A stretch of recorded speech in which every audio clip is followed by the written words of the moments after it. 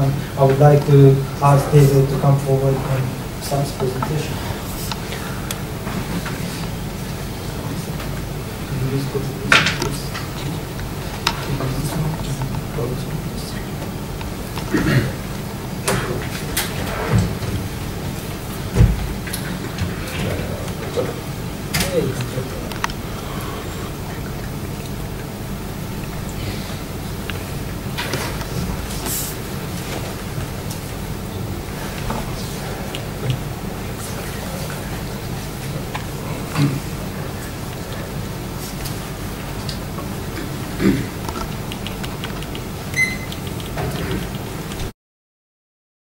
Good evening.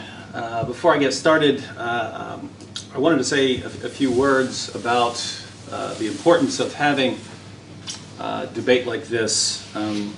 Just yesterday, I don't know if this is accurate, it was on Reuters that an Egyptian court had sentenced 7 Egyptian Christians to death for having some role in the recent Muhammad film. I don't think those Christians are going to be killed. I think they're not even in the country.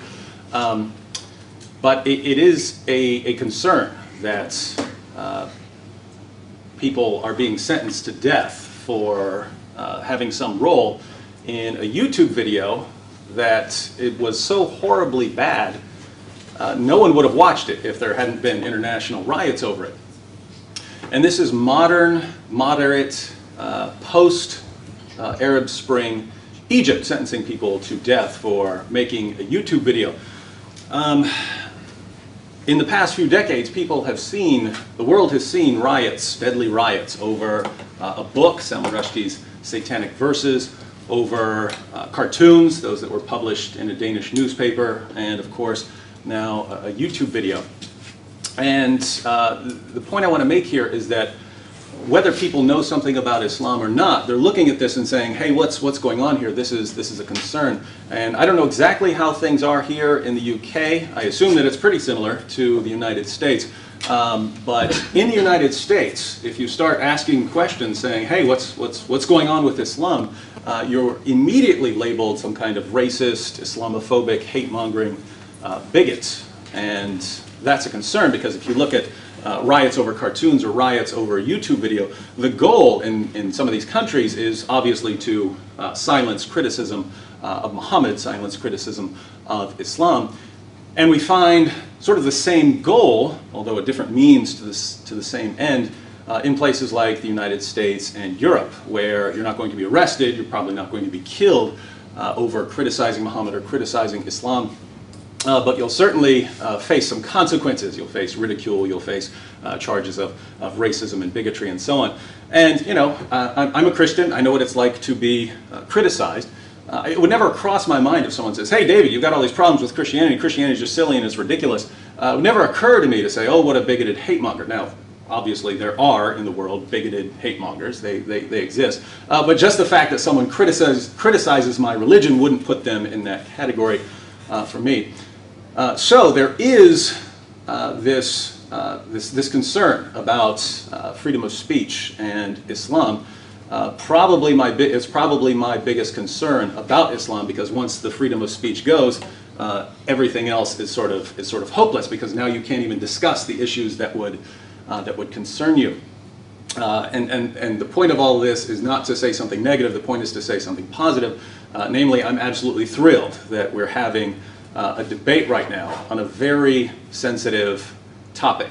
And I have to say, for the Muslim Debate Initiative, and especially Sami Zaatari, we've had our differences on all kinds of issues in the past, but at the end of the day, I have all the respect in the world for Sami and for MDI for taking on some of the most difficult topics anyone could think of. And, you know, is Islam a threat to society? That is probably one of the most difficult topics I can think of from a Muslim perspective. You know, standing here and responding to any kind of charges that someone might want to bring up, that charging that Islam is a threat. And so, again, I have lots of respect for this, and I hope to see debates like this in the future. Again, probably the biggest concern of lots of people is the relationship between Islam and free speech, and so this is a good way. This is a good way to inform people and get people talking. And as long as free speech, as long as we still have freedom of speech on the table, I think we can handle anything else. So, is Islam a threat to society? Obviously, I'm on the affirmative this evening, and I am convinced that Islam threatens society in numerous ways. But I'm going to limit myself to two areas tonight: Islam as a threat to non-Muslims and Islam as a threat to women. And to keep things simple, I'll focus on 3 points in each of these areas. I could bring up lots of other points, but I do want to make sure that we have time to fully address them, these points this evening. So let's begin with 3 ways Islam poses a threat to non-Muslims. First, Islam's attitude towards non-Muslims is a threat to society. Let's have a look at what the Quran says about Muslims first. Chapter 3, verse 110 of the Quran says to Muslims, "You are the best of peoples ever raised up for mankind." So Muslims are the best people in the world, according to the Quran. What about Jews and Christians? Surah 98, verse 6 reads in the Hillel Khan translation, "Verily, those who disbelieve in the religion of Islam, the Quran, and Prophet Muhammad, from the people of the Scripture," that's Jews and Christians, "and al-mushrikun will abide in the fire of hell. They are the worst of creatures." So Christians and Jews and polytheists and pagans and so on, I'm guessing atheists would be in the same category, we are the worst of creatures. Muslims are the best of people. So according to the Quran then, Muslims and non-Muslims are not equal. Muslims are the best, Jews and Christians are the worst. I'd say it's kind of hard to build a fair society when your God tells you that certain people are the worst of creatures. Keep in mind, that's worse than pigs, worse than dogs, worst of creatures in general. And we can see the results of these kinds of teachings wherever there's a significant non-Muslim population in a Muslim-majority country. So think about Pakistan. Not surprisingly, given the utter inferiority of Jews and Christians, the Quran condemns friendship with us. As we read in Surah 5:51, "O you who believe, do not take the Jews and the Christians for friends. They are friends of each other." We even know that Muhammad decided to get rid of all Jews and Christians in Arabia. In Sahih Muslim 4366, Muhammad said, "I will expel the Jews and Christians from the Arabian Peninsula and will not leave any but Muslims." Now, if Muhammad himself couldn't imagine living alongside Jews and Christians in the Arabian Peninsula, I don't know how Muslims today can tell us that Islam poses no threat to a harmonious society. Second, Islam commands Muslims to violently subjugate non-Muslims. And I would say this is certainly a threat to society. If you want to understand jihad, you have to understand one simple fact, and that's that jihad proceeds in stages. Muslims are commanded different things depending on where they are in the world. And the pattern we find in the life of Muhammad, the pattern we find in the Quran, the pattern we find in the Hadith, the pattern we find in the commentaries, it's all the same sort of 3-step pattern. 3 stages. Stage 1, when Muslims are outnumbered, they are to proclaim a message of peace and tolerance. And when Muhammad was a persecuted prophet in Mecca, when he had only a few dozen followers, we read one of the most peaceful passages in the Quran. I love this passage. Surah 109, "Say, O unbelievers, I do not serve that which you serve, nor do you serve him whom I serve, nor am I going to serve that which you serve, nor are you going to serve him whom I serve. You shall have your religion, and I shall have my religion." That's what Muslims are commanded in Surah 109 to say to non-Muslims. You have your religion, I have my religion. What's the problem? That's when Muslims are a minority in society. That's just stage 1. Stage 2, when Muslim numbers increase, they are permitted to engage in defensive jihad. And there are many passages in the Quran about defensive jihad. I'll read one. This is the first passage allowing Muslims to fight. For this, they were commanded not to fight, not even in self-defense. So Surah 22, 39 to 40 says, "Permission to fight is given to those upon whom war is made, because they are oppressed. And most surely Allah is well able to assist them, those who have been expelled from their homes without a just cause, except that they say, our Lord is Allah. So, defensive. You can fight to defend yourselves. And many people in the West wouldn't have any objection to fighting in self-defense. People are, attacking your community or something like that. But lots of people want to pretend that that's the Quran's final word on dealing with non-Muslims, and it's just not. It's not in the life of Muhammad, not in the Quran, not in the Hadith. One of the last two surahs revealed was Surah 9. And we find a very different message in Surah 9 of the Quran. I'll read Surah 9:29 because it specifically refers to the people of the book, Jews and Christians. Surah 9:29, fight those who believe not in Allah. Notice what it says. Fight those who believe not in Allah. Not fight people who are persecuting you and expelling you from your homes anymore. Fight those who do not believe in Allah, nor the last day, nor hold that forbidden which hath been forbidden by Allah and His Messenger, nor acknowledge the religion of truth, from among the people of the book, that's Jews and Christians, until they pay the jizya with willing submission and feel themselves subdued. So, fight unbelievers, including Jews and Christians, until they pay the jizya and feel themselves subdued. Muhammad said in Sahih al-Bukhari 69:24, I've been ordered to fight the people till they say, La ilaha illallah. And whoever said, La ilaha illallah, Allah will save his property and his life from me. Notice what he says. He does not say, I have been ordered to fight people until they stop attacking me. I have been ordered to fight people till they recite the Shahada. It's very different from the earlier stages of Islam. At first, where there's no fighting, and then when there's fighting in self-defense. Here it's fighting people specifically because of their unbeliefs. And I'd say that's certainly a threat to society. Third, Islam's command to kill apostates are a threat to society. Western nations generally support freedom of religion. If you want to become a Muslim, you're free to do so. If you want to leave Islam, you're free to do that as well. So how do we reconcile freedom of religion with Muhammad's command to kill anyone who leaves Islam? Let me quote some hadith. Sahih al-Bukhari 69:22. Allah's Messenger said, if anyone changed his Islamic religion, then kill him. I don't know of a more clear command. If anyone leaves his Islamic religion, kill him. Sunan Ibn Majah 25:35. It was narrated from Ibn Abbas that the Messenger of Allah said, whoever changes his religion, execute him.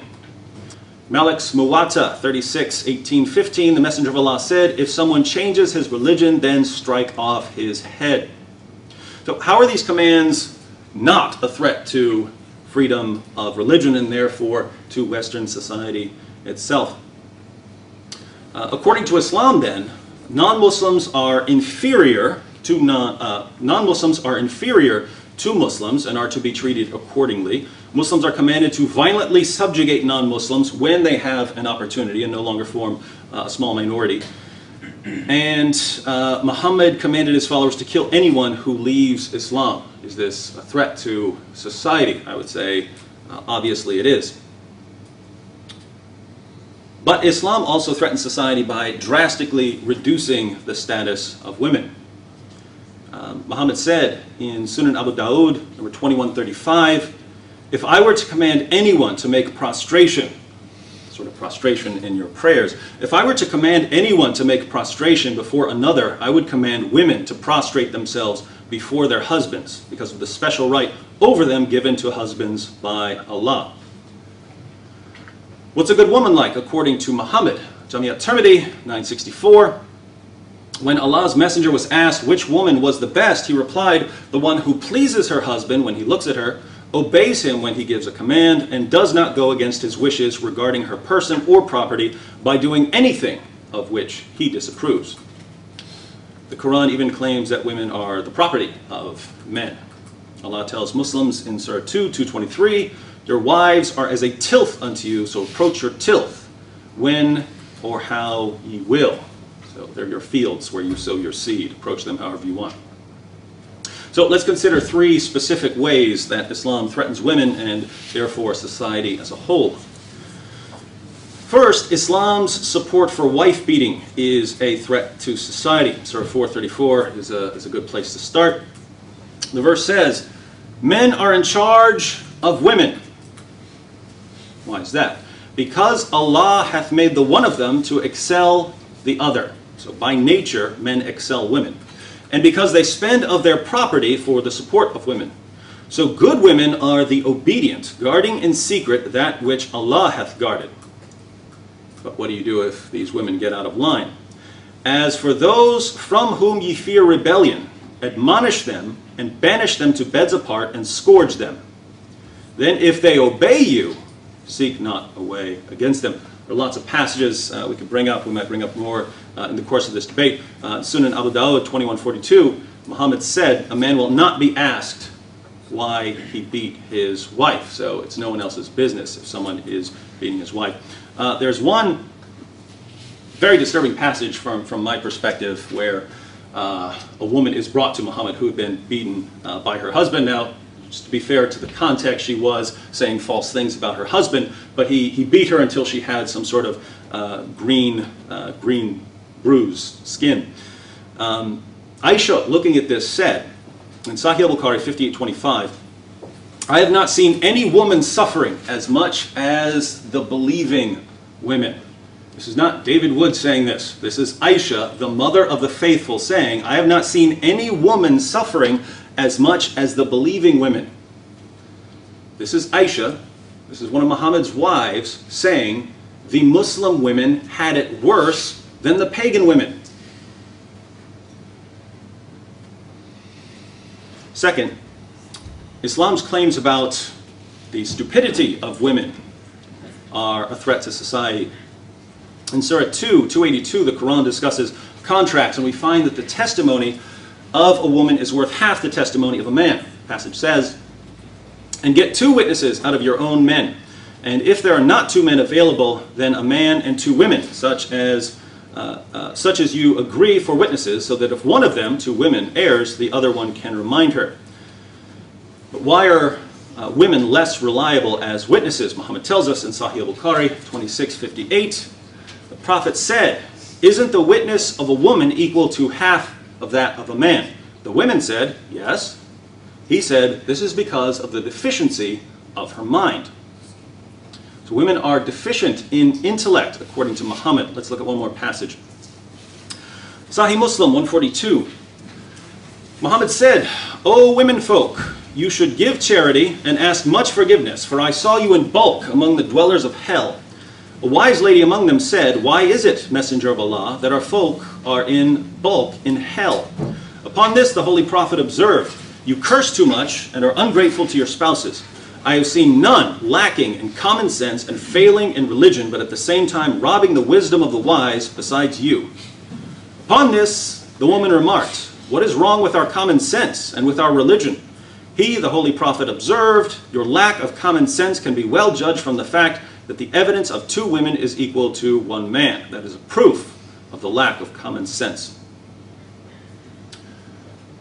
And people wonder why the Taliban are against young girls going to school. Third, Islam's support for marrying prepubescent girls is a threat to society. Muhammad married a girl named Aisha when she was either 6 or 7 years old, depending on the source, and he consummated the marriage. He had sex with her when she was 9 years old. I'll quote a few passages, there are certainly plenty more. Sahih al-Bukhari 3895, Khadijah died 3 years before the Prophet departed to Al-Madinah. He stayed there for 2 years or so, and then he wrote the marriage contract with Aisha when she was a girl of 6 years of age, and he consummated that marriage when she was 9 years old. Sahih Muslim 3311. Aisha reported that Allah's apostle married her when she was 7 years old, and she was taken to his house as a bride when she was 9, and her dolls were with her. And when he, the Holy Prophet, died, she was 18 years old. Sunan Abu Dawud, number 2116, Aisha said, "The apostle of Allah married me when I was 7 years old." The narrator Sulaiman said, or 6 years old. "He had intercourse with me when I was 9 years old." And who is the greatest moral example? According to the Quran, that would be Muhammad, according to Surah 33:21. He is the pattern of conduct. Doesn't mean you have to do that. Muhammad had various numbers, different wives and so on. Certainly allows it. So we find certain teachings about violence, we find certain teachings about women, and it's a very common attitude, especially in the West, that it kind of doesn't matter what Islam teaches or what Christianity teaches or what any other religion teaches, because most people don't take these sorts of things that seriously, and so they're not going to have much of an impact on society. So let me quote some statistics by various polling agencies that have taken place over the past several years. 15% of American Muslims, so it's not worldwide Muslims, 15% of American Muslims under age 30 believe that suicide attacks in defense of Islam are at least sometimes justified. Not always, but sometimes.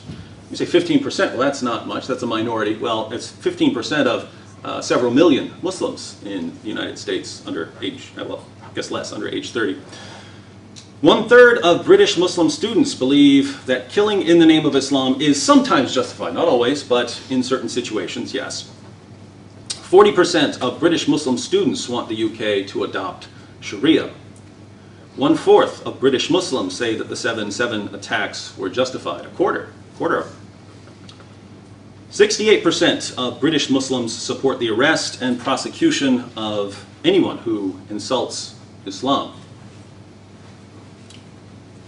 You could, since there's no clear criteria of what exactly constitutes that, you could say I am right now by criticizing some of Muhammad's claims. 62% of Canadian Muslims want some form of Sharia in Canada. 59% of Indonesian Muslims supported Osama bin Laden when the poll was taken in 2003. 59% supported bin Laden. 44% of Pakistanis viewed Osama bin Laden as a martyr for Islam. 49% of Nigerian Muslims have a favorable view of Al-Qaeda. It's around half. 31% of Muslims in Turkey say that suicide attacks against the West are justified. Not just any attacks, suicide attacks. About 1/3 of Muslims in Turkey, moderate Turkey. 78% of Pakistanis support killing apostates. 78%. 78%. That's a vast majority. 32% of Palestinians supported the massacre of the Fogel family. There are different views of the Israeli-Palestinian conflict, but as far as going in and deliberately killing children, about 1/3 of Palestinian Muslims support the actual act of going and targeting even children. 1/4 of Turkish Muslims support honor killings, and 1 in 10 young British Muslims support honor killings in some situations. So those are various things about violence. Let me give a quick statistic on gender equality and social institutions in a report from the Organization for Economic Cooperation and Development.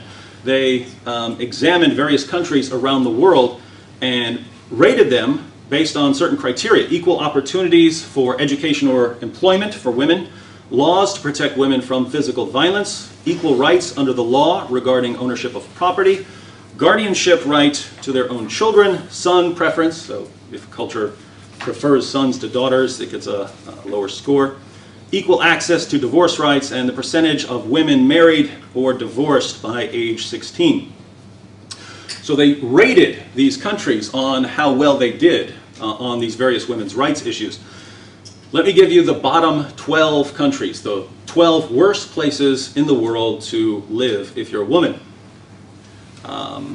Worst place in the world to live if you're a woman: Sudan, happens to be a Muslim majority country.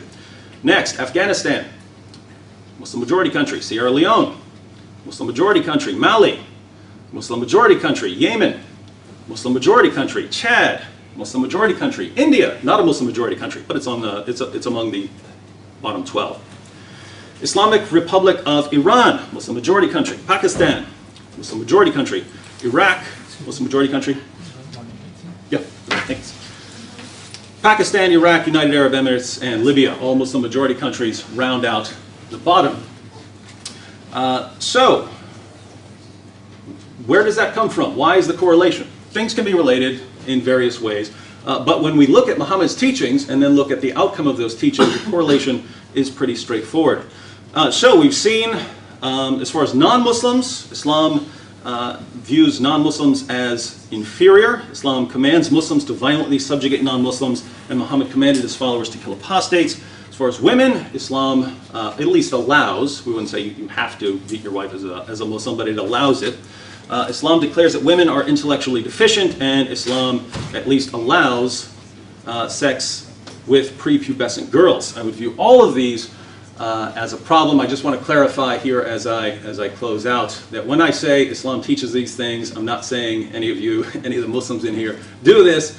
There can be a massive difference between what Christianity teaches and what a Christian does. There can be a massive difference between what Islam teaches and what a Muslim does. But right now we're talking about whether Islam, the teachings of Muhammad in the Quran and the Hadith, are a threat to society. And I say, based on what we've seen, the answer is obviously yes.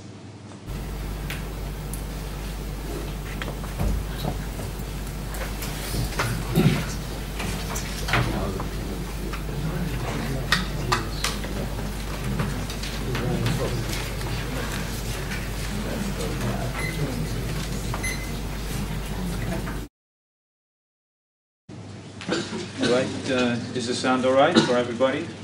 All right, first of all, I'd like to thank the FOSA staff and the Portsmouth ISOC for helping hosting this evening's debate. And I'd also like to thank David Wood for joining me again. We've debated several times. And I asked for this debate. Oh, no, no, Is it on? yeah, is it on? No. They can hear me. Clip it here, and then that's the mic too. I'll just hold it. Is the sound all right for everybody? Yes. Yeah, okay. So You start. yeah. Start over.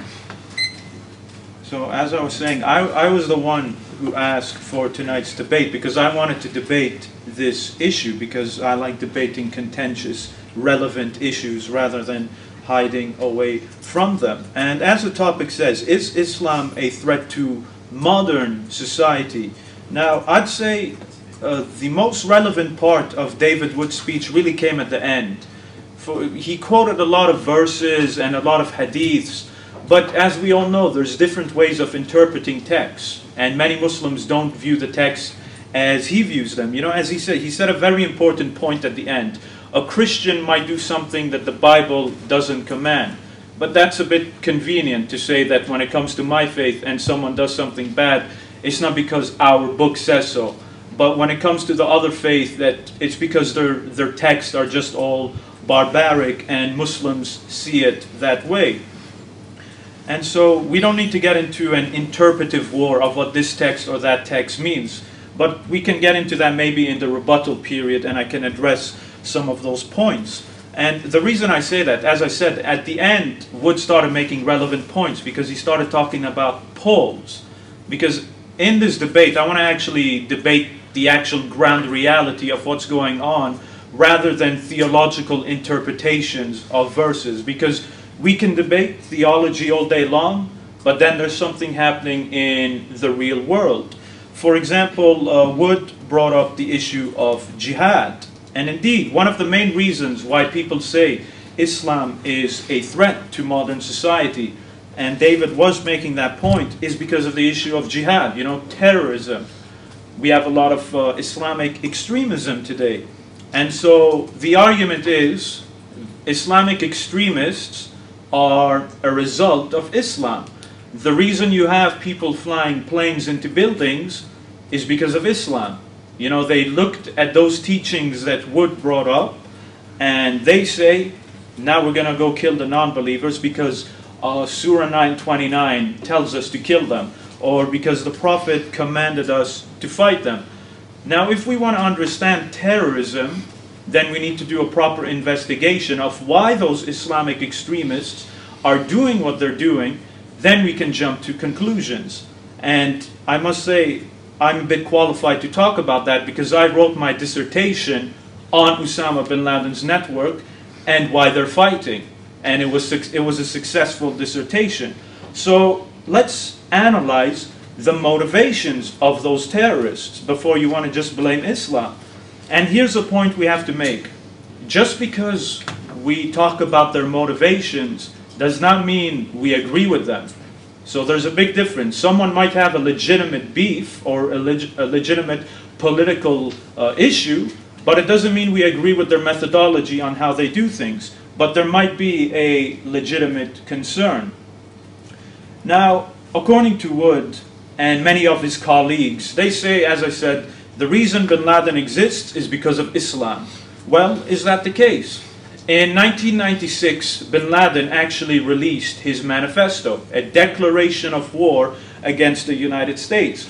Now, you'd think if you want to analyze why he's doing what he's doing, him and his men, then you'd start off by reading that text. And if you read that text, according to bin Laden, he doesn't say we're fighting you because of freedom, or we're fighting you because we're just Muslims and we feel like having a fight with you because you're not Muslims. No, he clearly says that they're fighting back because of the aggression against them. For example, American troops in the Arabian Peninsula. What's happening in Palestine? What's happening in Iraq? He said the same thing in 1997 in an interview with Atwan Barry, who lives in London, who owns his own newspaper. And in 2004, there's so many statements I can give you, but in 2004, a video was released by bin Laden, and he said the reason for 9/11. You know, people often ask, why do they hate us? Well, the man who did it, in this video, told you why he did it, but for some reason people just ignored him.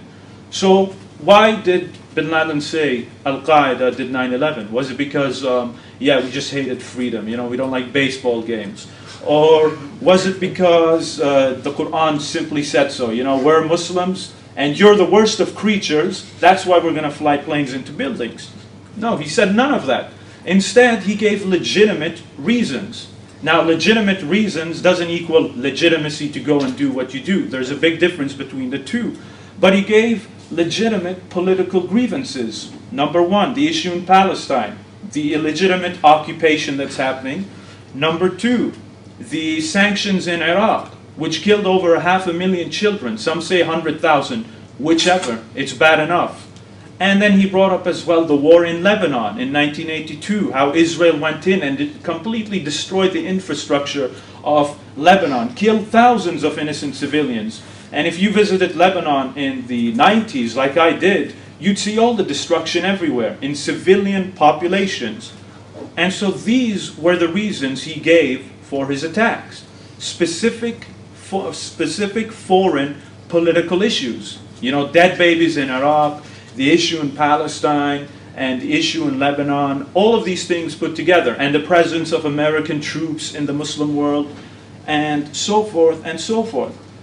And the new leader, Ayman al-Zawahiri, says the same things. You know, other leaders, such as al-Libi, who's been killed, they all say the same things. None of them ever come up and say, we're fighting you because we hate your freedom and because we think you're the worst of creatures and because we're Muslims, you're not, and we just hate you because, you know, whatever, you like watching Sports Center or what have you. Those are not the reasons as to why they fight. So what do the academics say as well? You know, let's strengthen the argument. We know what they say, we know what the actual extremists themselves say, so now let's go to the academics. So, for example, a recent study was made. David was quoting so many studies, so now let's quote our own studies.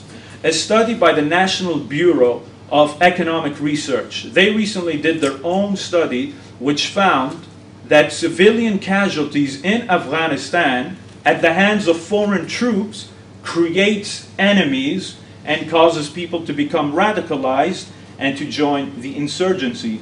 That is their words. This is a Western organization saying that foreign casualties at the hands of foreigners in Afghanistan, foreign troops, causes people to become radicalized. It's not because they picked up the Quran and just said, yeah, today I feel like becoming a radical.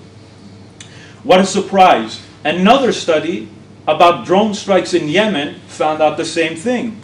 An in-depth report was done by the Washington Post, and they quoted human rights organizations, they quoted people in Yemen, and what did they find?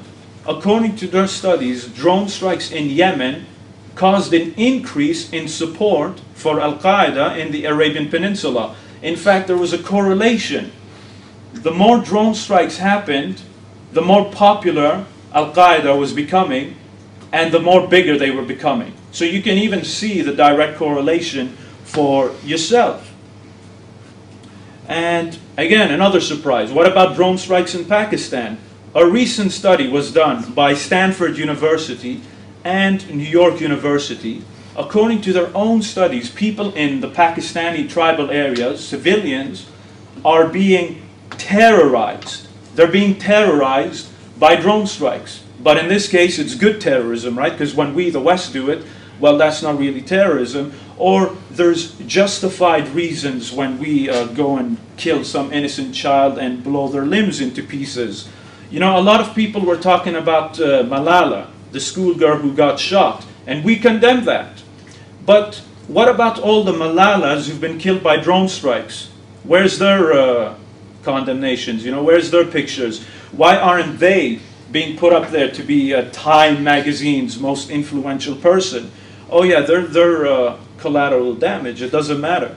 And if you want to read all these reports, then take their website. It's a very good website. You can see the interviews with the victims and the families. It's livingunderdrones.org. Again, this is a Western university saying that this is causing terrorism. And when you terrorize people and you kill innocent civilians, do you think those people are going to come offering you cookies? Or are they going to come offering you a fight? We know the answer. And here's the best study of all. And this practically, it refutes most of what he said. And this is the smoking gun. Always keep this fact in the whole debate. A major study was done by the Arizona State University's Center of Strategic Communications. So what they did is they examined over 2,000 texts from Islamic extremists from 1998 to 2011. That's a lot of text to read and to examine. And what was their conclusion? They examined all the Quranic verses that were being quoted by these extremists. And they were examining the context in which the verses were quoted. For example, David Wood brings up Surah 9:29. You see, because of that verse, Muslims are going out to conquer the world. Well, guess what? According to this study, the reason why Islamic extremists quote Quranic verses is not for world domination. The context that they use the Quran in is in defensive ways, responding to aggression, victimization, dishonor, and retribution, their own words.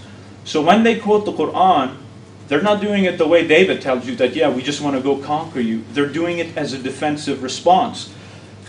And here's the irony. They barely ever quote Surah 9:29, and they barely ever quote Surah 9, verse 5, verses David Wood always loves to bring up. They always quote Surah 9:29, but the extremists themselves barely quote that verse. That shows you not a lot of research is being done.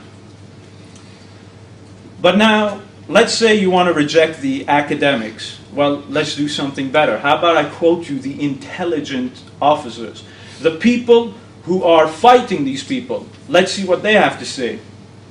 And here's a good thing. I personally know a counter-terrorism expert.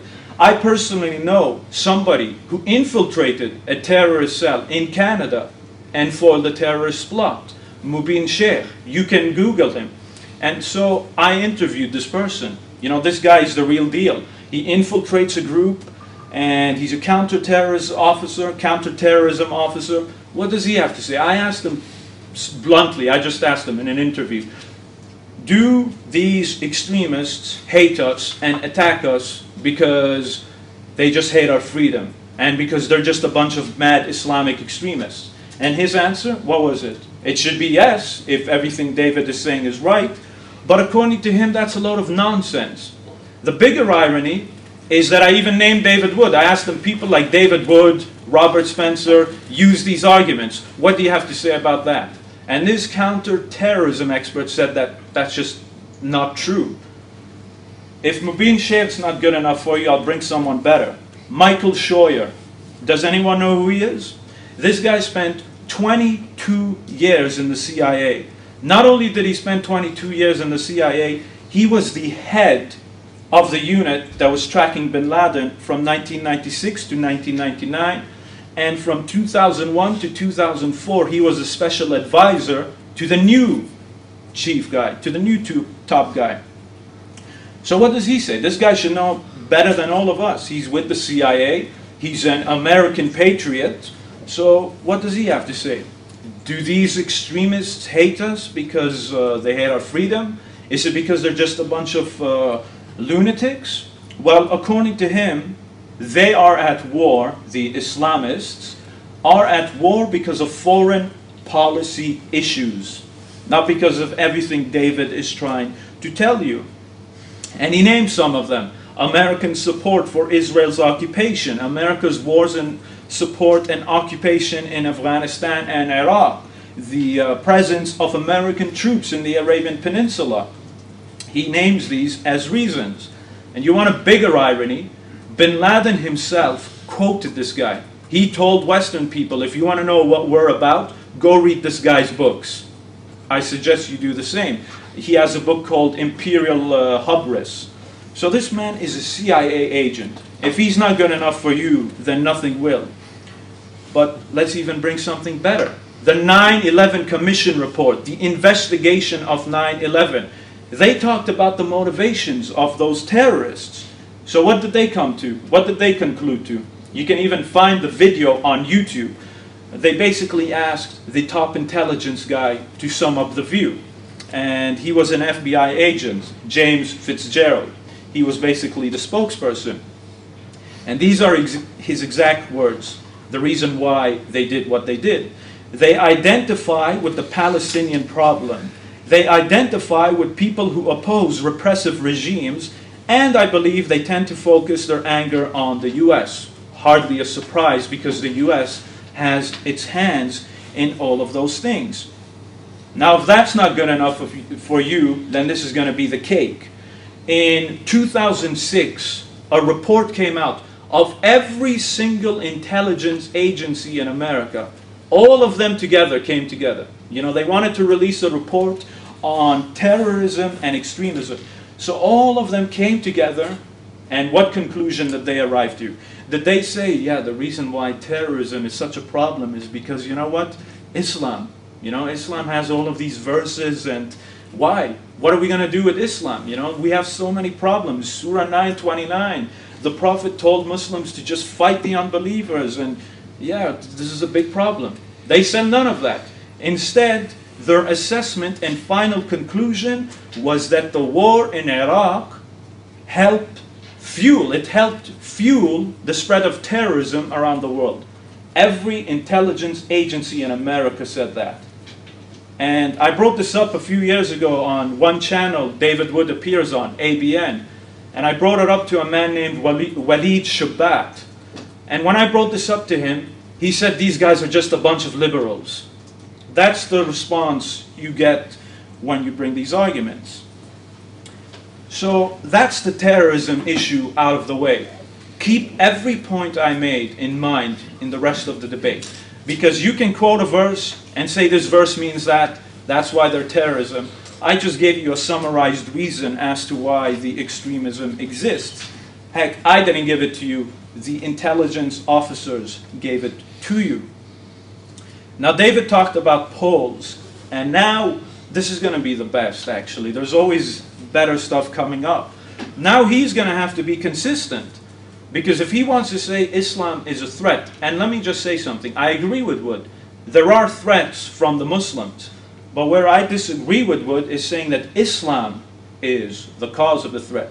You see, I'd be on the same page as David if he was saying, yeah, we got a problem with Muslims and we got to sort it out, like honor killings. I'd 100% agree with Wood. We need to get together and try to stop that. But the problem is, he puts the blame on someplace else. Oh, it's because of Islam. Forget about all the Hindus and non-Muslim Africans doing honor killings. Forget about passion killings that take place in the West and South America. Yeah, just forget about all of that. You see, I can't do that. But nonetheless, on polls, now this is where we need to be consistent, because according to Wood, Islam is a threat because of all the polls he mentioned. Well, they did a poll in America last year, in America alone. they did a poll with Christians, Jews, Muslims, Mormons, and atheists. And they asked each group, which group was more likely. So they came up to you, say you're a Muslim, and they asked you, is it justified for the military to kill civilians, to target and kill civilians, not collateral damage? So that was the question. 21% of Muslims said it's justified.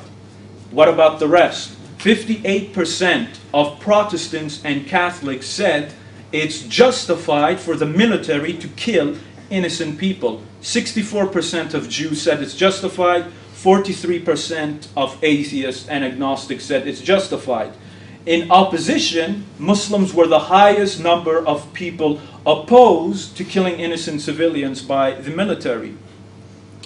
What about the non-military? They asked them another question. What if it's a small group of people or an individual who kills a bunch of civilians? Is that justified? 11% of Muslims said it's justified. 26% of Protestants said it's justified. 27% of Catholics said it's justified. 22% of Jews said it's justified. And 23% of atheists said it's justified. So according to this poll, Christians, Jews, and atheists are far more likely to support the murder of innocent civilians. Now, if he's consistent, he's going to have to say, well, Christianity is a threat. Judaism is a threat. But now comes the convenient inconsistency. When there are bad Christians, it's because they're bad Christians. It has nothing to do with the Bible, even though the Bible has verses saying, go kill women and children, but it has nothing to do with the Bible. But when it comes to Muslims, oh, it's all because of the Quran. I'm sorry, ladies and gentlemen, but that's completely inconsistent, and no non-biased person can take such an argument seriously. That argument is basically trying to have your cake and eat it. It just doesn't work. But now as for the polls on Muslims, let's address the polls on Muslims, but keep the other polls in mind because we want to be consistent. Yes, there are Muslims who say they'd like to have Sharia law in Britain. They ask British Muslims. Now, we need context. When British Muslims say they want Sharia law, what context do they mean? Do they mean that they want to take over your lives and make all of you Muslims? That's not what they mean. What they mean, they want Sharia law in their own personal lives in civil issues, like marriage. They'd like to have that marriage done under Sharia, or divorce, something like that. And the Jewish communities in Britain and Europe have the same thing. They have their own Jewish court systems where they can go and do civil matter issues under Jewish law. So that's what Muslims mean when they say we want Sharia. Secondly, someone who says, I'd like to have Sharia in the West, is far different than saying, I'm going to impose Sharia in the West. If you were to ask a Christian or a secularist or a secular humanist, would you like the entire world to be secular humanist? They'd say yes. But that's a far different thing than saying, now I'm going to force everybody to become a secular humanist. And what about the polls about Muslims who they support suicide bombing, or they think it's okay to kill, and so forth? Once again, context has to be shown to those polls. When you ask a Muslim about suicide bombing, he's not thinking about a suicide bombing that goes into a civilian population and just kills innocent people for the sake of killing them.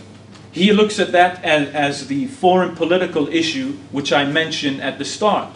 This is the problem with a lot of people. They don't view things through the Muslim perspective. They just view things through their own perspective. When a Muslim answers questions like that, he's viewing things from the perspective of seeing places like Iraq getting bombed, Afghanistan getting bombed, Palestine getting bombed, and so he's viewing it in that specific context. Context is always important to such polls. But nonetheless, if we're going by polls, if David wants to blame Islam for those polls, then he needs to blame Christianity for the polls I mentioned. And last but not least, the issue of freedom of speech, because David brought it up in his opening. And that is a relevant issue, because we do have some issues of freedom of speech. But now we need to be consistent again. trying to regulate freedom of speech isn't anything new. So when people point their fingers to Muslims and say, look at these Muslims, they're trying to ban freedom of speech, let's blame Islam. That doesn't make sense, because regulation of free speech already exists. For example, in most of Europe, it's a crime to deny the Holocaust. You can get arrested for standing up on stage and saying, I don't think the Holocaust happened. I don't agree with it, but if some scholar or some pseudo-academic wants to argue that, he'd be arrested and sent to jail for that. So freedom of speech is already regulated. In all of Europe, we have something called hate speech laws. So what is hate speech laws? Hate speech laws is the right to imprison or fine anybody who attacks another group of people because of their race, gender, or creed. And then we have something called defamation laws. Defamation laws are the very basis of prosecuting someone for offensive speech. Oh, you spread slander against me, so I'm going to sue you. That's regulating free speech. So freedom of speech is already regulated in Western society. So to act like it's something new with Muslims is false. Now, as for Muslims who want to limit the criticism of Islam, Muslims, I don't know any Muslims who say that they want to silence fair critique of Islam. I'd even ask all Muslims here, do you have a problem with someone arguing against Islam in a civilized and mannered way? Do you have a problem with that? No. Muslims don't have a problem with that. What Muslims are trying to silence or ban, which I don't support, by the way, because I can take it and I can give it back, but nonetheless, what most Muslims have a problem with, such as the Organization of Islamic Cooperation States, the OIC, they want to ban hate speech that defames Muslims and brings negative consequences to Muslim society, such as comparing Muslims to Nazism or comparing Muslims to a secret enemy within who wants to take over. That is hate speech. You know, that's not civilized speech that's critiquing a religion. We saw that same speech used decades ago on another group. In fact, the irony, when the OIC say they want to prosecute Islamophobia, they use the laws I just brought up. Hate speech laws, defamation laws. It's a crime to deny the Holocaust. They say, you already do that, so why don't you do that with us? So they're not trying to invent anything new. So freedom of speech is all good. Like, let's debate in a civilized way. Most Muslims don't have a problem with that. And I'll even challenge you, bring up any major Muslim group who said we want to ban civilized discourse between Christians and Muslims. We just want to ban a nice debate. I don't think that exists. But anyway, my time is up.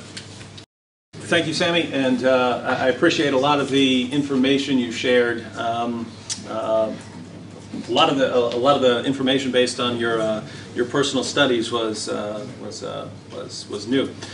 Just to review what I argued in my opening statement, I argued that Islam poses a threat to society in two major categories. One, non-Muslims, and two, women. As far as my arguments that Islam poses a threat to non-Muslims, I said that Islam's attitude towards non-Muslims, namely that Muslims are superior to non-Muslims, is a threat to society, as is Islam's command to violently subjugate non-Muslims and Muhammad's command to kill apostates. As far as women, I argued that Islam supports wife-beating. This is certainly a threat to society. Islam declares that women are intellectually deficient, and Islam promotes marrying prepubescent girls. These are all threats in various ways to society. Sami didn't answer much of that, so I'm assuming he'll get to that in the rebuttals. He did say he doesn't want to get into an interpretive battle over the Muslim scriptures, but if these scriptures say what I'm saying that they say, then obviously they're a threat to society.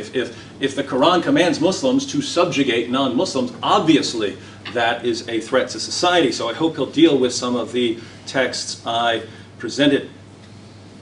Sami spent a lot of time pointing out that Muslims who act in the world, or Muslims who engage in terrorism, for instance Al-Qaeda, they don't act from the motivations that I presented. So when Al-Qaeda views what they're doing, it's not we want to subjugate the non-Muslims because they're the worst of creatures. It's because they're interfering in Muslim lands. And actually, I happen to agree with most of what Sami said in his presentation on this context, and we're actually going to come to some agreement here. Sami said that Osama bin Laden was fighting against the West because of Western interference in Muslim lands, and he said that most Muslims who quote the Quran in the context of groups like Al-Qaeda and so on, quote the Quran for defensive texts, not for offensive texts about going out and subjugating the entire world. And I agree completely. Let's review the three stages of jihad. And you can read about these even in certain Muslim sources. If we want to go through sources, we can do that. But it was a challenge so far. What I said was that Islam, in Islam, jihad proceeds in stages. When Muslims form a small minority of the population, as Muhammad did in Mecca, they are to promote a message of peace and tolerance, as Muhammad did when he was in Mecca, and as the Quran verses revealed during this time specify.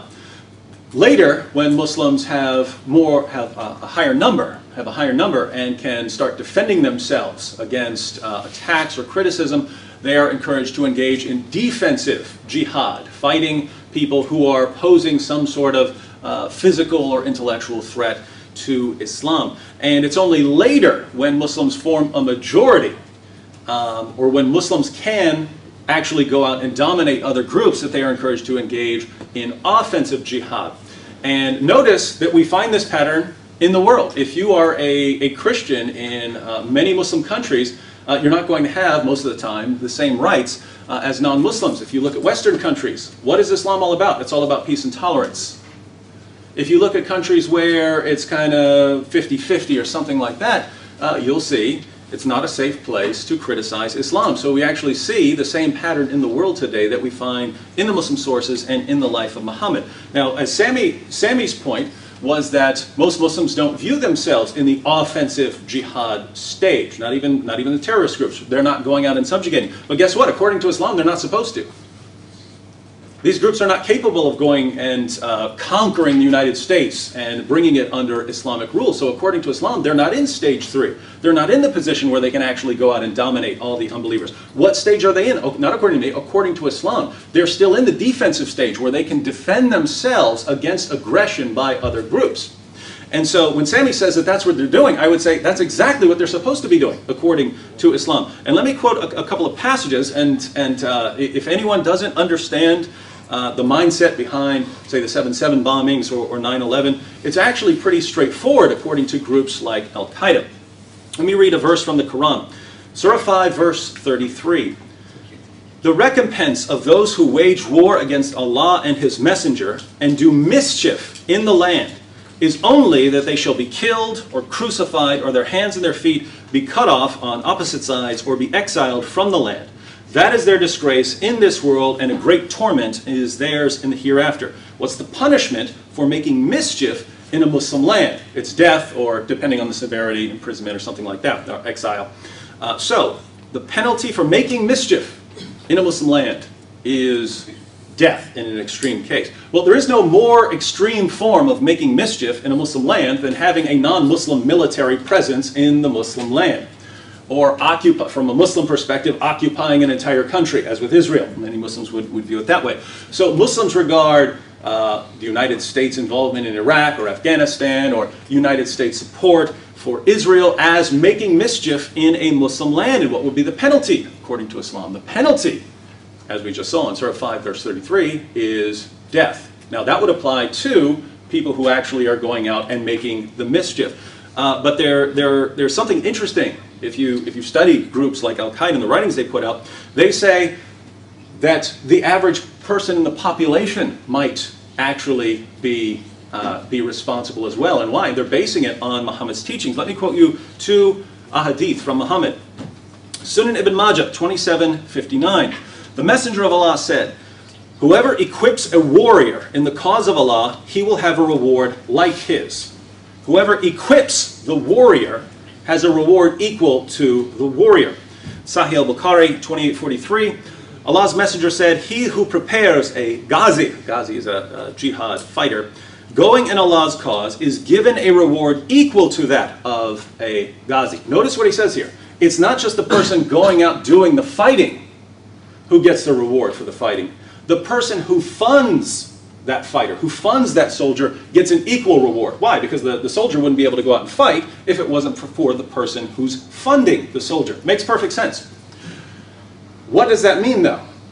If the United States is at war in Iraq or Afghanistan or doing something else in some other Muslim country and the penalty is death, that's the penalty on the soldiers, who's funding those soldiers so that they can actually carry on this mischief making in Muslim lands? Well, that would be people like me, people who pay taxes and fund the military. That's the mindset. You don't have to agree with it. Most of you probably don't agree with it. But if you look at the pattern, people making mischief in Muslim lands, that's the penalty. The penalty for that is death, Surah 533. And those who support them financially, who make it possible for them to go out and fight, they're equally responsible. That's why you can have planes crashing into buildings, because none of those people in the Twin Towers are innocent. They're not innocent. They're all funding the government, which is making mischief in Muslim lands. Makes perfect sense. Again, you don't have to agree with it, but that's the idea. So I agree completely with Sami that these groups view themselves as engaging in defensive fighting, not offensive fighting. People are attacking Islam in various ways, and therefore Muslims are simply defending themselves. Sami says that Muslims are at war due to foreign policy issues. So just to clarify, I have agreed with a lot of what he says, but I'm going to have some disagreements here. Sami says that Muslims are at war due to foreign policy issues. Well, if you think about the Muslim reaction in various cases to these foreign policy issues, what foreign policy issues do Muslims face that no one else faces? Because the United States, I mean, let's face it, puts its nose in people's business all around the world. Most of those groups don't fly planes into buildings. Why is it somehow different? Well, you can see what the passages say in Surah 533 and in the Hadith. Sami says that the war in Iraq actually fueled terrorism. I agree completely. It's supposed to, according to Islam. Interference in Muslim lands is supposed to provoke a reaction according to the Muslim sources. So that's exact. I agree completely. He says that people in the West are complaining about the shooting of Malala. What about all the Malalas killed in drone strikes? Well, drone strikes usually aren't targeting little girls, whereas the Taliban did. They shot her in the head for criticizing the Taliban. I'm not saying anyone supports that. I'm not saying that's not the point. I'm just saying there is a massive difference there. But as far as if anyone else goes and targets a little girl, I don't care if it's a Muslim, a Jew, Israeli, Palestine, Christian, whatever, I would condemn any targeting of a little girl in a shooting. He says that statistics show that Muslims in America are less likely to support the killing of innocent people than other groups, and that Christians and Jews and atheists are more likely to support killing innocents. I haven't read this study. I'll go ahead and grant it. But Sami says that I'm inconsistent, right? Because let's suppose all Christians support going around killing innocent people or something like that. Let's suppose it was 100%. Why don't I then condemn Christianity? It seems that Sami has represented my argument as, look, you have various Muslims who are supporting terrorism, various Muslims supporting suicide attacks, various Muslims supporting honor killings, and I'm saying it's all Islam's fault. That was not my argument at all. My argument was, look, here are the sources which call for certain treatment towards non-Muslims, and here are sources calling for certain treatment of women, and then we see how these teachings have played out in the world, and people are obviously taking some of these teachings seriously. Just to clarify, whether it's Christians, whether it's Muslims, right? A Christian, as I said earlier, a Christian can do something that totally contradicts Islam. A Muslim can do something that totally contradicts Islam. If a Muslim is out doing something that doesn't come from his sources, that isn't based on the teachings of Islam, I would not condemn Islam for it. At most, I would condemn the Muslim for it and say, hey, you're not following the teachings of your religion. I would apply the exact same standard consistently to Christians, Jews, whoever.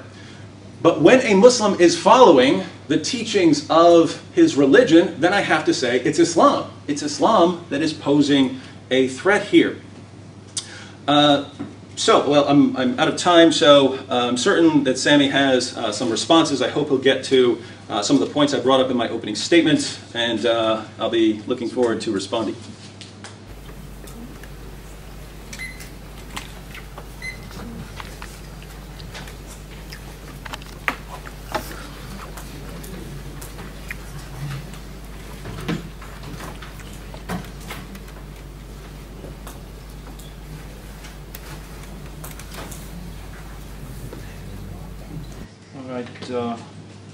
Lots of points to respond to. Now, David, basically, it's good he ended on what he said, because he started on that point, that he brought up issues from Islam which he views, or teachings that he views as a source that cause or can cause problems to non-Muslims, Islam's attitude to non-Muslims. But what did I say in my presentation? Because I addressed that. That's his way of reading into it. David Wood looks at a verse that he thinks has a bad attitude to non-Muslims, and so he'll read it and say, you see, that's the problem. But what I'm saying is that's your reading, and the argument can be used against you as well. Like the poll I brought up about Christians, that I could make the same argument. Now you say they're not being good Christians, but I can just turn around and say, well, there's a verse in the Bible that says that, so I see it that way, and they're bad because of that verse. So that's very subjective, so that point remains. According to you, there are these sources in Islam that can cause problems, but I'm saying that's the way you read it. For example, the issue of you can't be friends with non-believers. Well, if you actually read it properly, it doesn't say friends. The word is actually allies or protectors. So right there is a big difference of how we're going to read it and how many other Muslims are going to read it.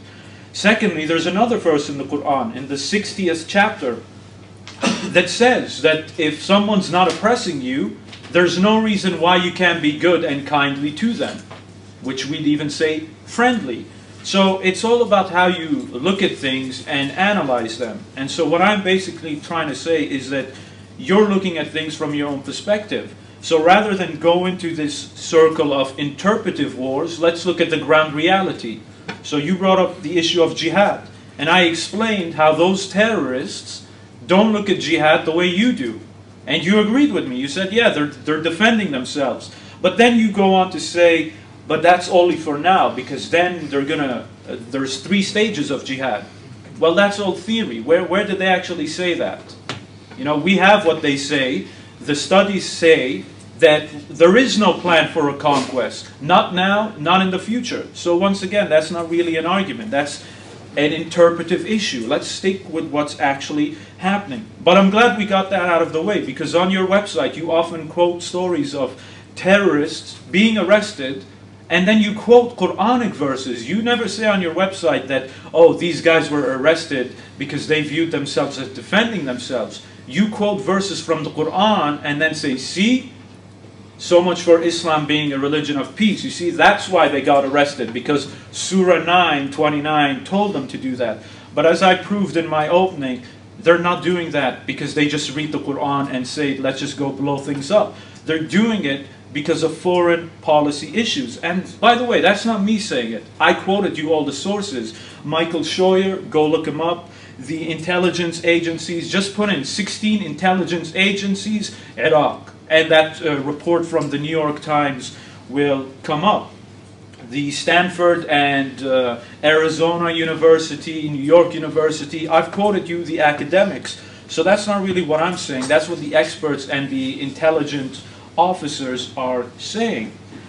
Now, the issue of issues to women. David brought up the issues that concern him, that Islam is a threat because of those verses.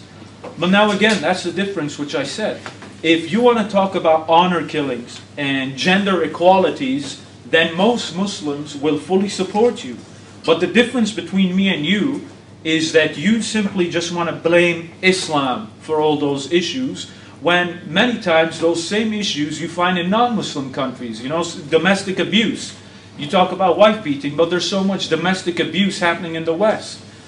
And so, once again, there's a difference of how we view things. Unlike you, I don't view things as simply black and white, that, oh, there's all these problems for Muslim women because of Islam. You know, that's the core reason. A lot of those issues that Muslim women struggle with is because of cultural issues, like honor killings. Honor killings, anybody who does a serious and honest study of honor killings will see that honor killings are a purely backward cultural thing rather than a religious issue. For instance, in Afghanistan, if recently a girl was killed by a man who wanted to marry her, but the father rejected him, so they killed her. How are you going to blame a religion for that? That has nothing to do with religion, but has to do with backward culturalistic tribal mentality, not to do with the issue of religion. And as for the issue of Aisha, now let's explain that. That's a very simple issue to answer. First of all, I'd like to ask, what's the age of marriage in the Bible? Because there is none. Nowhere in the Bible does it say you have to be 12, 16, or 18. So what is the standard? According to the standard of both faiths, Christianity and Islam and Judaism, the right age for marriage is when she is fit, both mentally and physically. That's the criteria of marriage. And back in the day, young girls, we view them as young girls now, but back in the day, marriage to young girls was very normal. We might view it differently because society has changed, but back then, not just in the Middle East, but virtually in many places in the world, including the United Kingdom, including Europe, marriage to young girls, they wouldn't even be called girls, was very normal. Secondly, even if you read the hadith only says Aisha moved in with him. There's nothing about sexual intercourse or what have you. But nonetheless, even if there is those issues, back then that's the way society was. We might view it differently, but back then a 15-year-old boy would be viewed as a man ready to go into war. These days 15-year-olds are not viewed that way. They're more busy playing PS3 or what have you. Society has changed, and anybody who does a simple academic study will see that for themselves. Now obviously, in today's age, it would be wrong to marry a 9-year-old. Why? Because in today's society, we know 9-year-olds are not fit for marriage, especially mentally. They're not ready for marriage. So any Muslim who's indulging in child marriages are wrong. That's not following the Prophet's example, because the Prophet's example was marrying a girl or a lady when she was both physically and mentally fit. If you don't do that, you're not following the Prophet's example. And secondly, many Muslim scholars have even come out saying it's wrong for child marriages to happen today. Islamic scholars, why would they say that? They know the hadiths, they know the Prophet's lives, and these are orthodox Islamic scholars. They're not trying to appease anybody. They're saying that in the Muslim world, where Muslims are in control according to Wood. So why would they come out and say that in the Muslim world, not in the West? So that shows that child marriages has no basis in today's society. And what about the issue of tolerance? David keeps bringing up the issue when Muslims are in power, we see something happen. Everybody else is subjugated and they're treated really badly. I'm sorry, history says otherwise. Anybody who studies anything about history in academia will see that non-Muslims who lived under the Islamic State lived in very good conditions. Yes, there were some bad periods, but tell me any society that didn't have bad periods in its society to a minority. We can have that game all day long in the secular West and the Christian West. You know, we live in a secular West. Do you know why we live in a secular age now? Because before secularism, the church used to rule Europe. And they were so oppressive, they didn't allow any freedom for even other Christians. It got so bad that European Christians had to come out and say, you know what, we got to get rid of the church. That's why secularism exists. So when Christians talk about freedom of speech, that's not because of Christianity. That's not because of a church. That's because of secularism. And now David can say, well, I agree, Sami, the church was wrong. Well, I don't have a problem if he says that. But notice how inconsistent.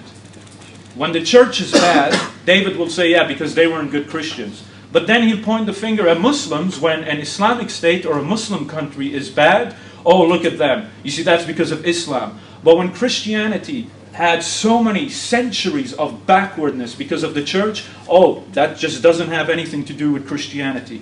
I mean, you just have to be completely biased not to see the inconsistency in that argument. It just doesn't make any sense. But nonetheless, as I said, if anyone studies the history of Islam, the Islamic State, non-Muslims thrived under the Islamic State. There are many examples of that. For example, in Al-Andalus, the Jews were thriving under the Islamic State. They even had their own golden age back then. And what happened? The Christians came back, kicked the Muslims out, and then what did they do to the Jews? They slaughtered them all. But again, that has nothing to do with Christianity. But if it's Muslims, well, look, they just hate the Jews. That's just very inconsistent. And to the issue of gender equality, David Wood named like 12 countries, Mali, Yemen. I mean, Yemen doesn't even have a proper working central government. How are you going to blame Islam for that? Anybody who studies anything about politics, and thankfully I have, Middle East politics, anybody who studies that knows that a country with a weak central government, a country with a corrupt government, is going to have corrupt institutions. Not because of the religion, but because of corrupt politicians. I mean, he names Afghanistan. Are you kidding me? Afghanistan doesn't even have a proper... The central government of Afghanistan, Karzai's brother, is dealing in the drugs trade. So, I mean, like, don't quote these governments. I mean, Pakistan, Libya, they don't even have a government at the moment, at least not a proper working government. And the irony, Libya, before we overthrew Gaddafi, we were more than happy to send dissidents to Gaddafi to torture. So where's the consistency? Don't blame Islam for that. You see, I'd agree with Wood. There are problems in Muslim countries with gender inequality, and we need to fix that. But when you put the blame on the wrong issue, you're not going to fix the problem, because the problem isn't Islam. Take Islam out of the Middle East, you still have those same corrupt institutions. And a large part of the corruption you see in the Middle East, which is changing, has largely been down to corrupt secular parties, not Islamic parties. I mean, Egypt before was secular, Gaddafi was secular, and so forth. So Islam doesn't get the blame. So that's all I'm saying, and my time is up.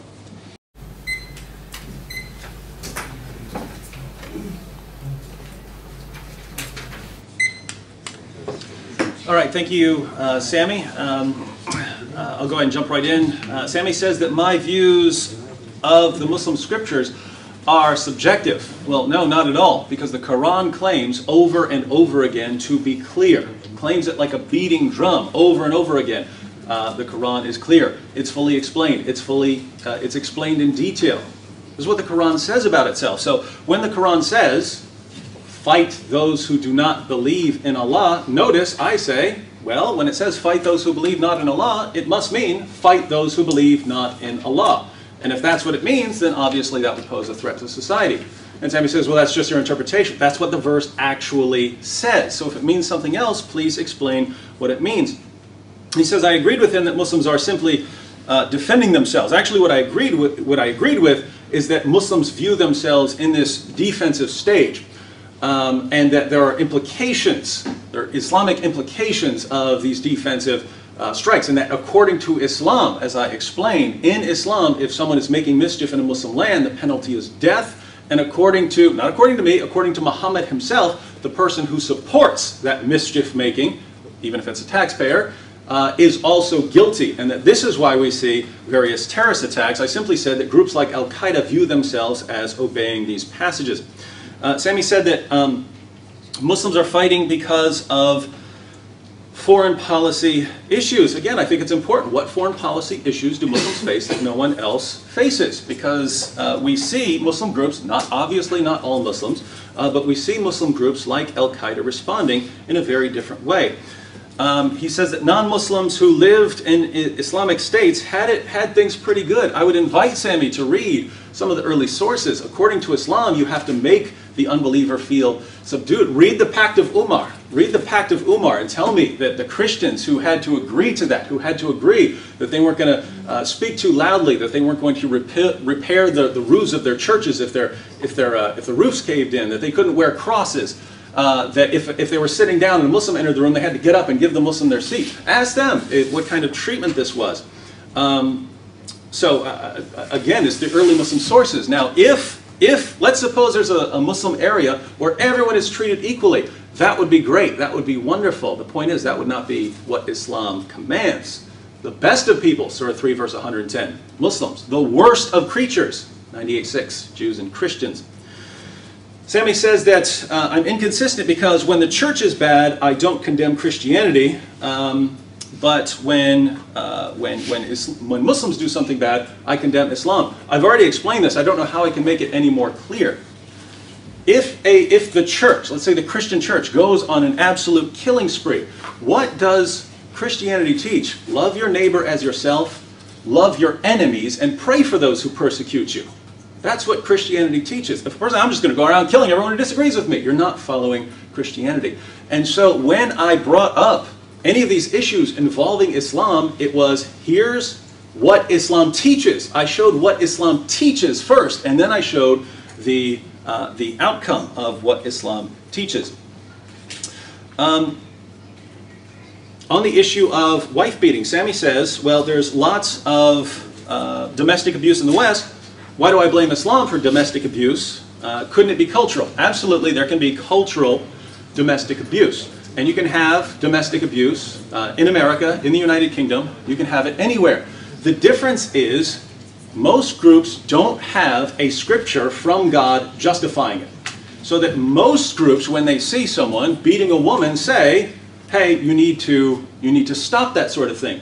If you tell a Muslim, and I don't mean them, I don't mean Muslims in general. I don't think most Muslims in the UK do this.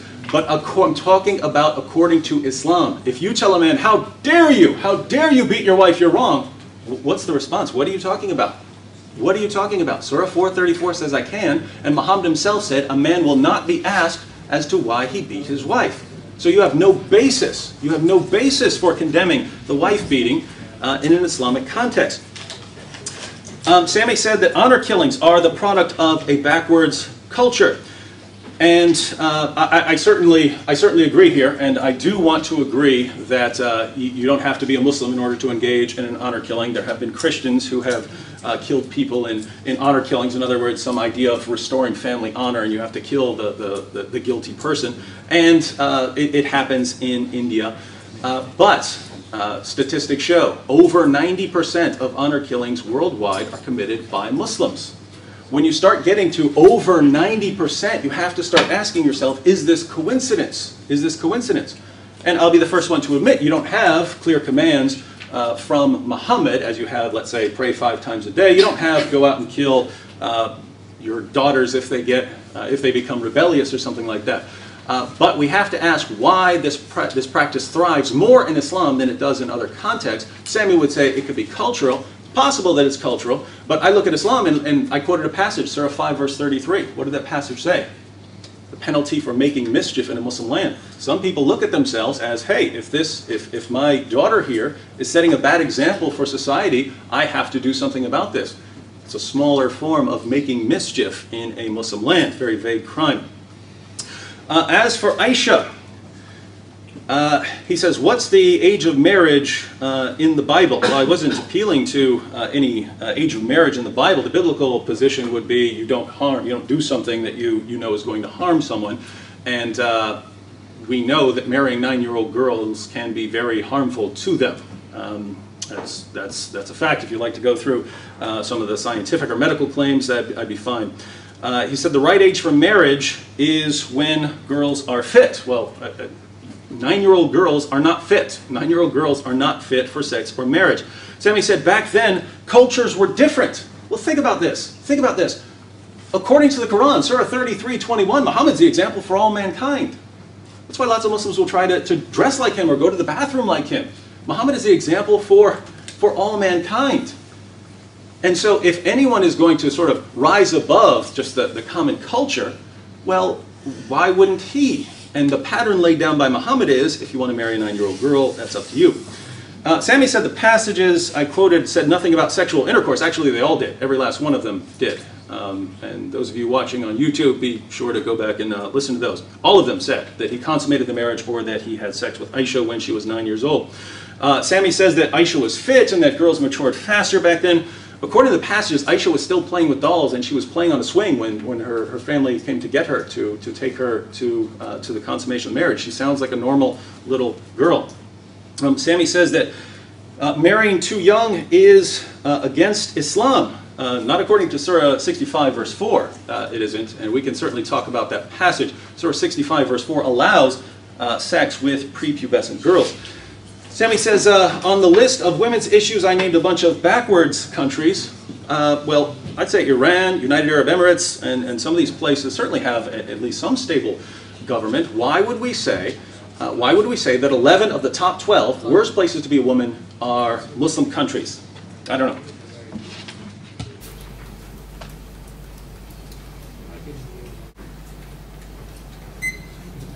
All right, lots of issues. Now, David brought up a good point. He said, all right, he's quoting the Quran, which is clear. You know, Surah 929 clearly says, fight the unbelievers.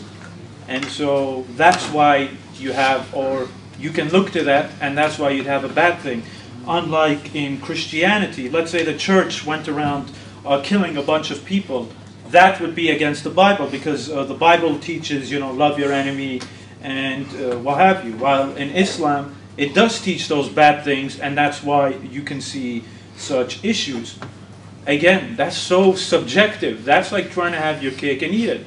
So yeah, basically, yeah. So Surah 929 says, fight the unbelievers, so that's why they're doing that, or some of them. But when the church does those things, the Bible never says go out and fight, and, well, actually it does. But in your interpretation, it doesn't.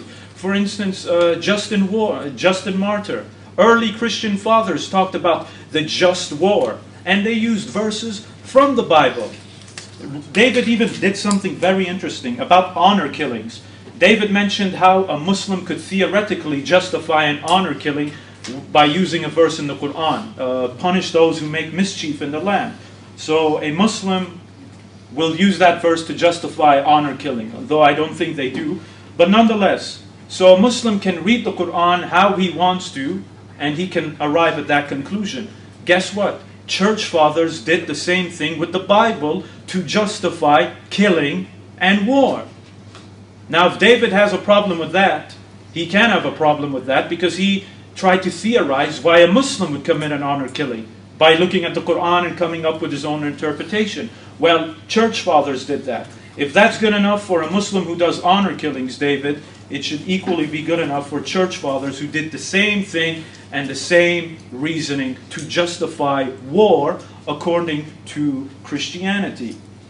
So that point remains. Now, obviously, I'll even grant it to you. The Bible doesn't say what the church should have done.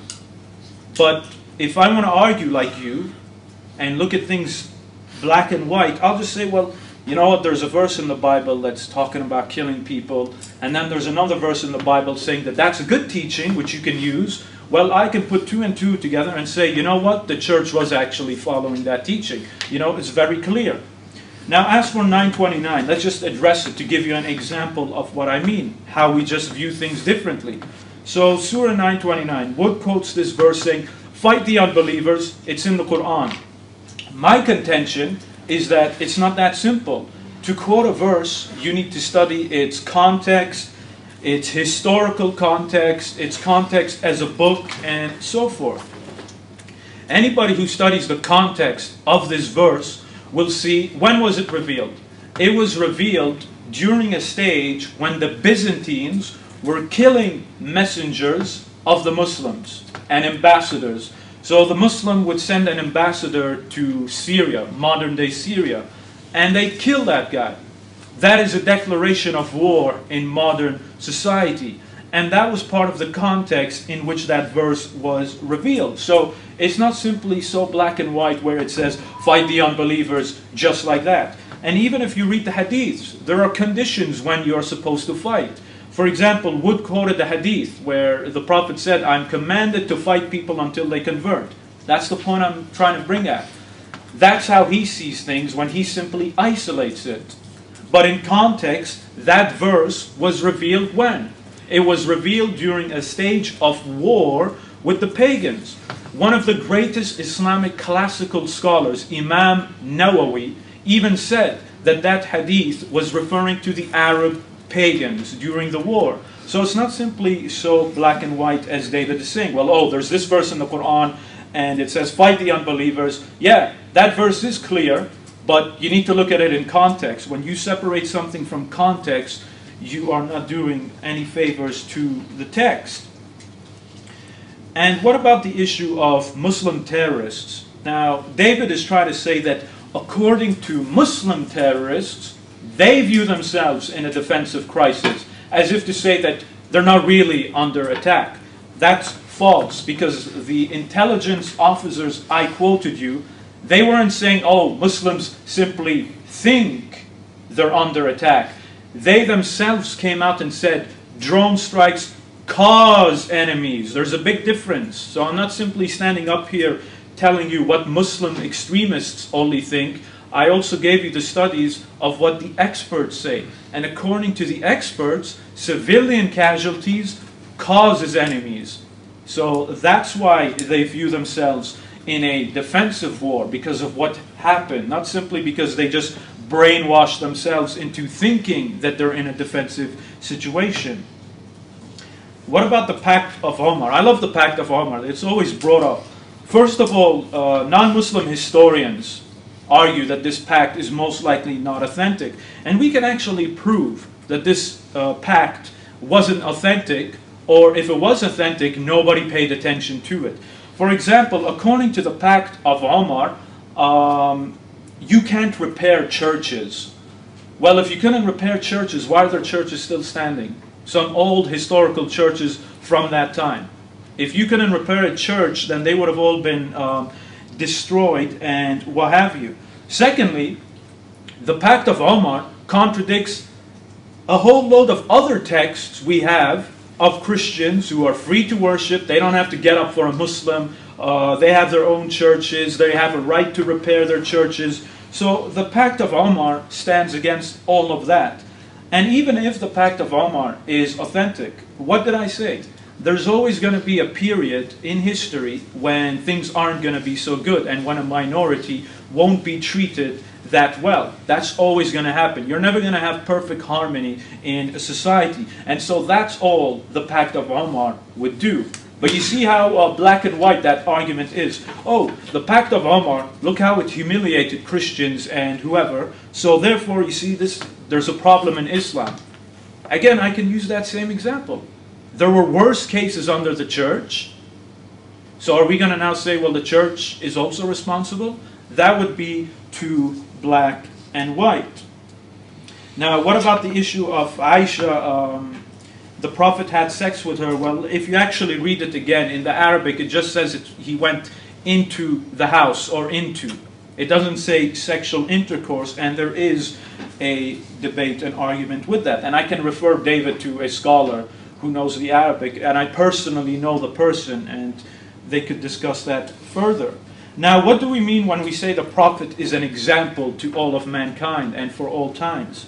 Yes, he's an example, but the form can change sometimes. So just because the Prophet drove a camel doesn't mean you have to drive a camel. But what does it mean? It means you can have some modes of transportation. The main point remains that when the Prophet got married, he married a girl or lady who was fit for marriage. That's the example we take. So we marry a lady who's fit for marriage, not to do with the age. And my time's up.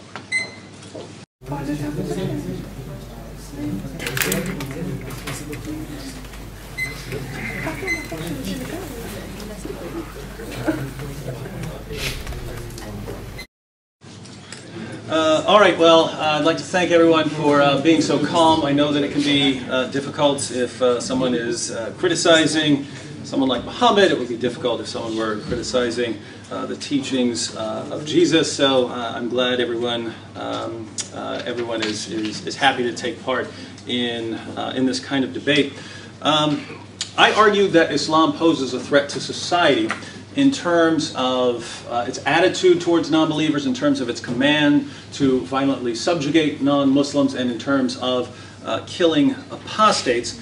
Sami's position has simply been, well, there can be other interpretations of that, and that's just your interpretation. Well, I want to point out it's not just my interpretation here. When I talk about Islam commanding Muslims to, if they have the opportunity, subjugate non-Muslims, that's not my interpretation. That's the interpretation of Muhammad's companions. That's the interpretation of some of the greatest scholars of all time. For instance, I invite you to read Ibn Kathir's commentary on that. Well, I don't have time, but Ibn Kathir's commentary, you can read it. It's available online. He says that the Muslims were supposed to fight the Christians and the Jews because of our beliefs. Some of the other issues, Sami seems to keep saying, well, yes, David, if you wouldn't condemn a Christian, you wouldn't condemn a Jew for doing these sorts of things, but yet you condemn Muslims. Well, my approach has been the same, the exact same, since I started. Lay out the Muslim teachings and then the results of those teachings.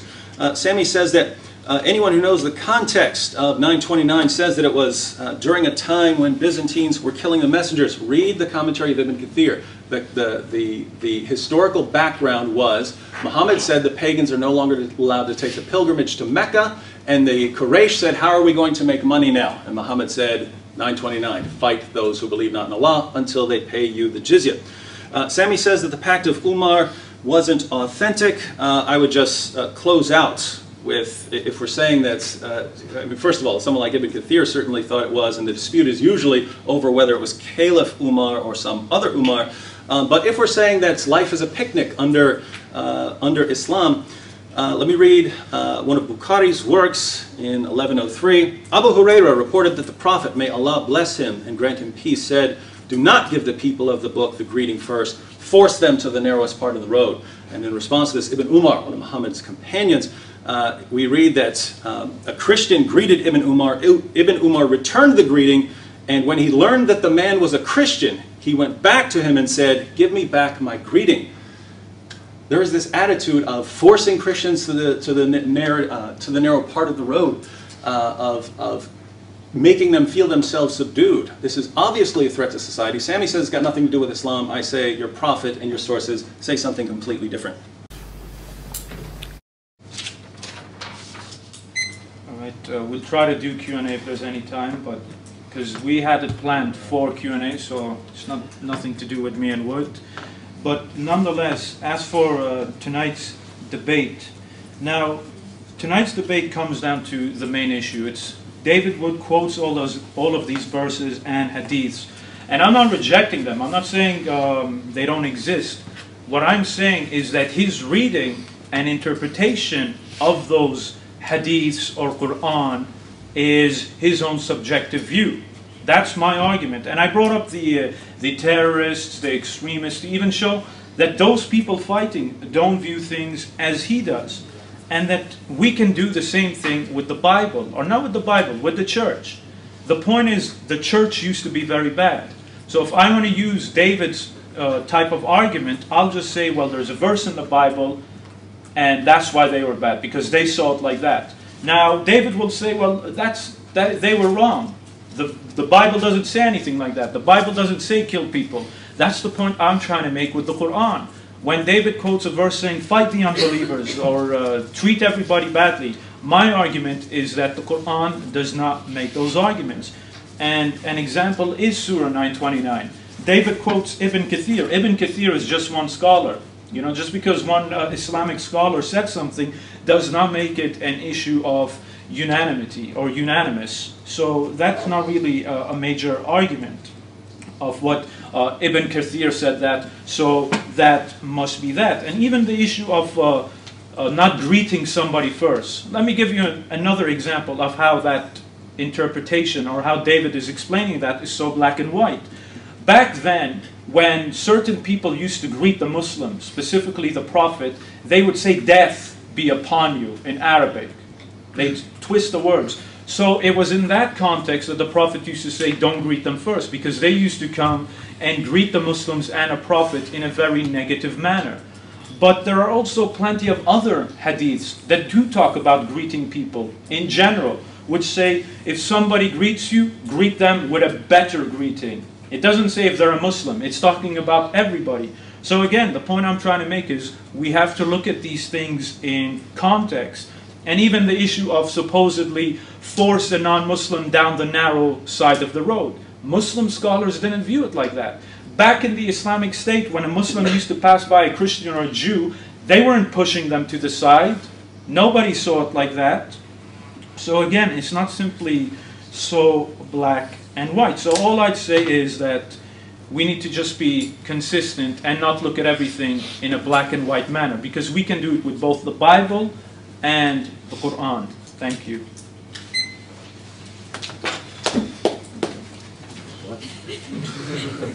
That's not what we need.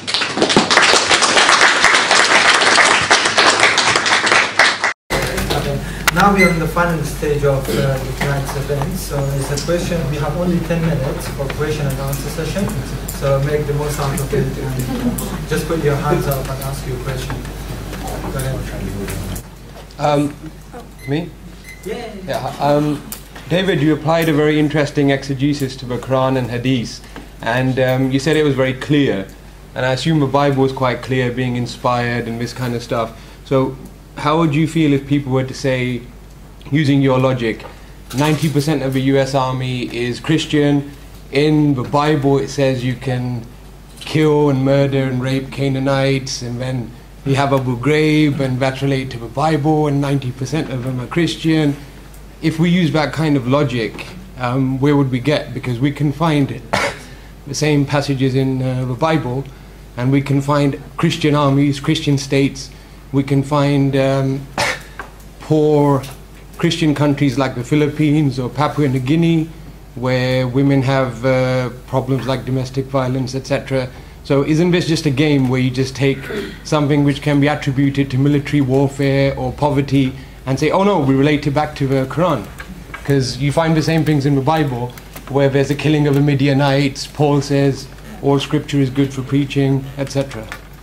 Well, good question. I don't know of any Christian who says that since the Jews in the ancient land of Israel were commanded to fight certain groups, therefore Christians who have been specifically commanded by Jesus to put down our swords, to love our enemies, things like that, therefore Christians can go back and apply the commands that were to the ancient Israelites. Those were commands to the ancient Israelites. With Islam, Paul says that, but I was quoting Paul, not the ancient. I'm not quoting. Paul said that all scripture is good for preaching and wisdom. So Paul says that you can use the Old Testament. It's good for wisdom. The Old Testament. That doesn't mean I've never met a Christian who says, "Hey."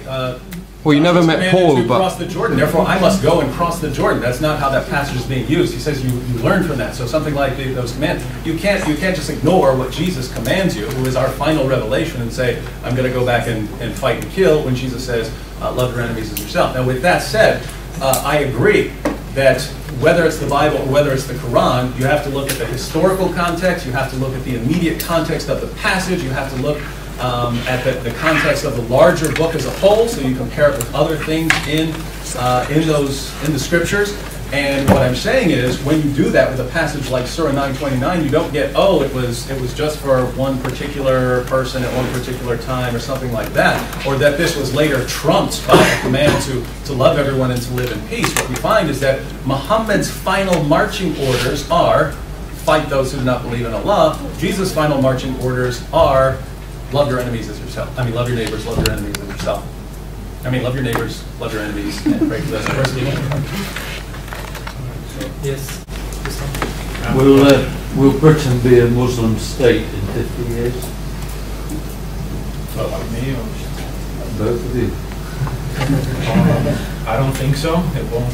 The Muslims aren't overbreeding, as many people say, so it wouldn't be a Muslim state. And anyway, think about it. How would Muslims take over Britain anyway? There's like only 2 million of them, and let's even say there's 10 million Muslims. You know, is the British army or any army just going to stand by and let not just Muslim, any group that wants to make their own state in another democratic institution? Are they just going to sit there and allow? Like in America, some people want to secede from America. They want to leave the American federal state.